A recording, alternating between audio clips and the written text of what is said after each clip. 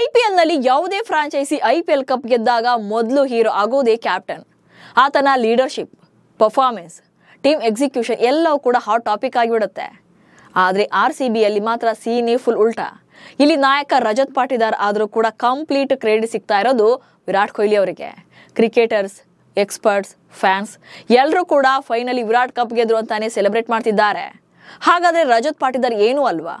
ಮೊದಲ ನಾಯಕತ್ವದಲ್ಲಿ ಕಪ್ ಗೆಲ್ಲಿಸಿದ್ದು ಲೆಕ್ಕಕ್ಕಿಲ್ವಾ? ವಿರಾಟ್ ಎಂಬ ಸಾಮ್ರಾಟನ ಎದುರು ಸೈಡ್ ಲೈನ್ ಆದ್ರ?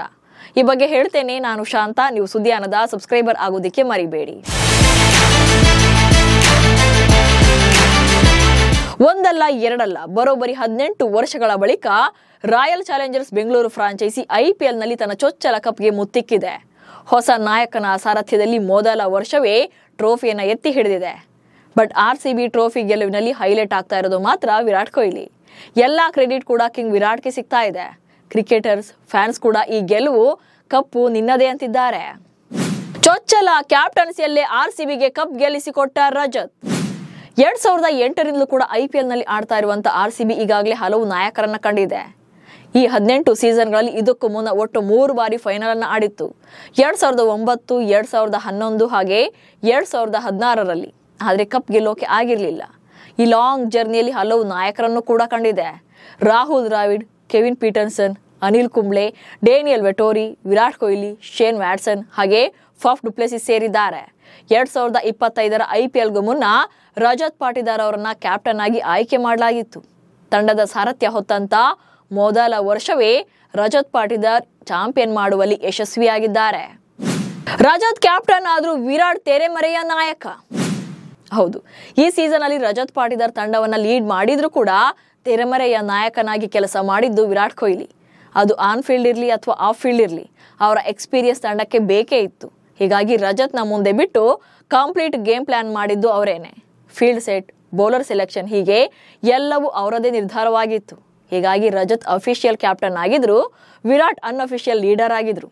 ಹೀಗಾಗಿ RCB ಕಪ್ ಗೆದ್ದಾಗ ರಜತ್ ಪಾಟಿದಾರ್ಗಿಂತ ಕೊಹ್ಲಿಯೇ ಮೋಸ್ಟ್ ಡಿಸರ್ವಿಂಗ್ ಅಂತ ಎಲ್ಲರೂ ಕೂಡ ವಿಶ್ ಮಾಡ್ತಿದ್ದಾರೆ. RCB ಪರ ವಿರಾಟ್ ಕೊಹ್ಲಿ ಹಲವು ದಾಖಲೆ.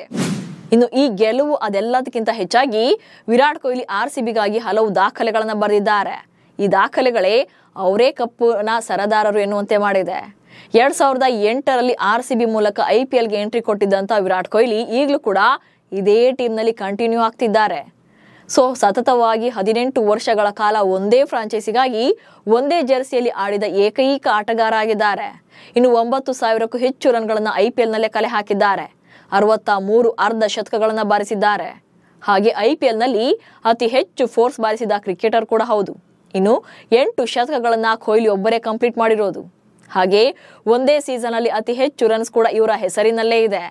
ಅಂದ್ರೆ 2016ರ ಸೀಸನ್ ಅಲ್ಲಿ ಬರೋಬ್ಬರಿ 973 ರನ್ಗಳನ್ನ ಕಲೆ ಹಾಕಿದ್ರು. IPL ಇತಿಹಾಸದಲ್ಲಿ ಇದೇ ಹೈಯೆಸ್ಟ್ ಸ್ಕೋರ್ ಆಗಿದೆ. ಈ ರೆಕಾರ್ಡ್ಸ್ನ ಯಾರಿಂದಲೂ ಕೂಡ ಬ್ರೇಕ್ ಮಾಡೋಕ್ಕಾಗಲ್ಲ.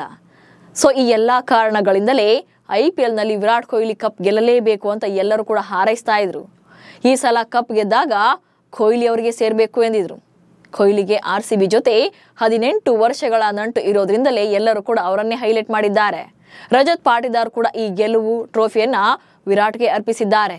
ಆದರೆ ನಾಯಕನಾಗಿ ಪಾಟಿದಾರ್ ಗೆದ್ದಿರೋದಂತೂ ಸುಳ್ಳಲ್ಲ. ನಮಸ್ಕಾರ.